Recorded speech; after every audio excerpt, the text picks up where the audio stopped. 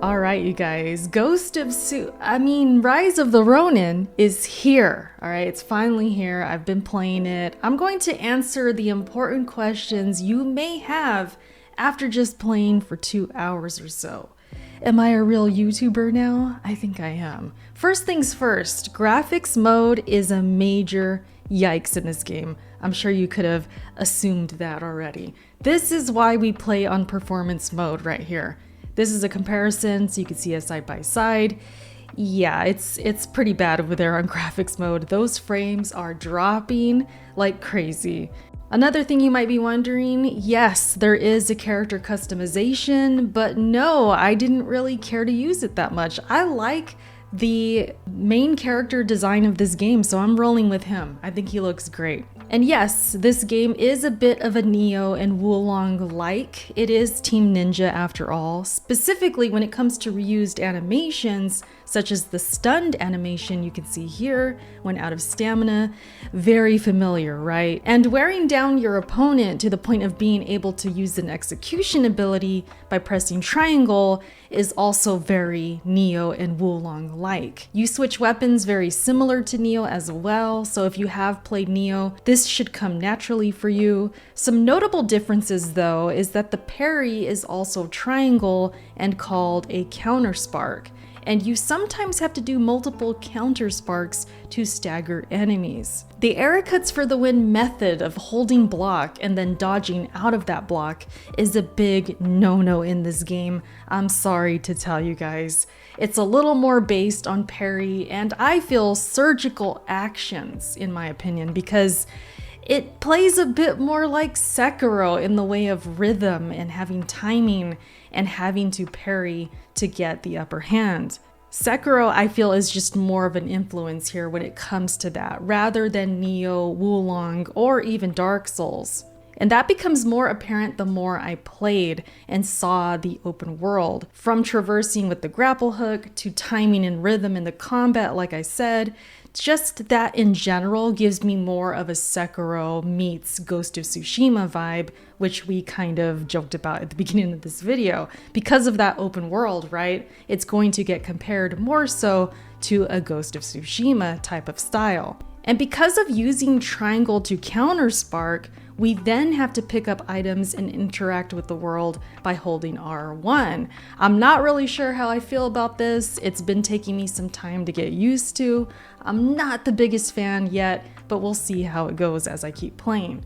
When it comes to the horse, you can whistle and get on the horse seamlessly. You can also pick up items on the horse seamlessly, which is good. L3 is to get off the horse, and that all feels very natural. And yes, if you've been wondering, that horse running animation does look pretty funny. There are unparryable attacks which have a red animation from the enemies, much like Wulong Fallen Dynasty, in which you have to dodge instead of parrying. So it becomes a bit of a rhythm in the way of countering and dodging when appropriate.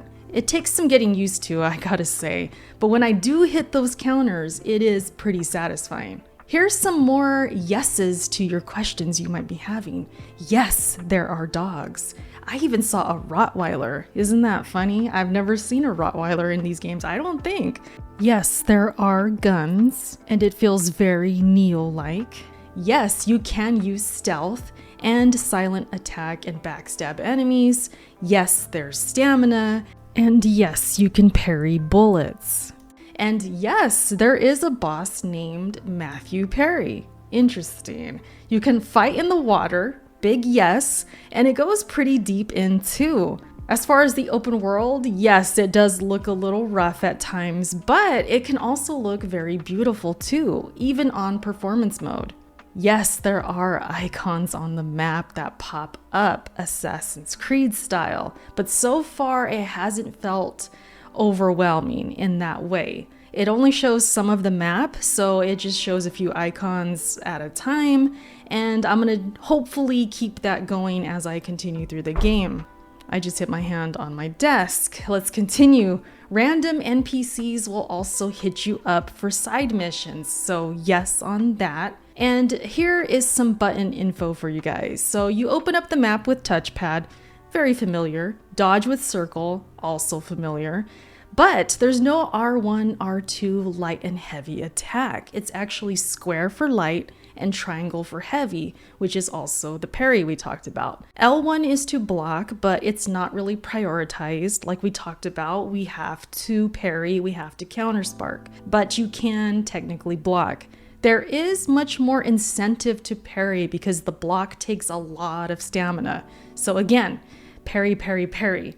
This helps the flow of the combat as well as keeps you more likely to survive because again, you're going to get staggered if you block too much. At least so far, that's what I've experienced. And it's tough at times because the timing can be so tricky, especially for multiple enemies and multiple attacks. Yes, you can lock on with R3, L3 is to run, and there are special attacks by holding R1 and pressing different buttons. Press start to bring up the skills, and surprisingly, I don't level up at the rest points. So it's a natural level up system just as we play. So it's not about going to a bonfire per se and leveling up their specific stats. It's more about you just play the game and level up as you go, and then you're awarded ability points to spend on the skill trees, which you can see here. Not sure how I feel about this because I feel this really takes us away even more from this feeling like a Souls-like, because so far this game doesn't really feel that much like a Souls-like. It's more of a Nioh meets Ghost of Tsushima-like, which we've already kind of touched on. Sprinkle some Sekiro on there, and that's kind of what you have here. And that, of course, is based on it being an open world. I think that really throws a wrench into this formula and gives us something different. So think of it like taking Nioh or Wulong into an open world, which changes a lot of things, and you still have some of the DNA there, but because it's open world and because the parry system's a bit different, it just kind of switches things around. And so from my past video when I talked about the concerns from the Souls-like content creators that I happen to watch, they were concerned this combat is too easy or it's too casualized because there's only so much and so far it goes, I guess. And I'm not far enough to confirm or deny that, but I could kind of see where they're coming from just based on what I've played and what I've seen and what we talked about before in terms of the combat being a little more simple to understand. And that could be intended. I want to say it could be intended by the developers to reach a wider audience, perhaps with the open world audience, much like From Software kind of did with Elden Ring, but this on just a different level in terms of like Nioh fans, giving us that Nioh experience, but opening it up to have an open world experience. And time will tell whether that, gets tiresome for me or wears thin. We'll find out. So far, I want to say that the prologue, I wasn't feeling too much. I will say that. But once it opened up, it started to hit and I started getting into it and I was feeling it.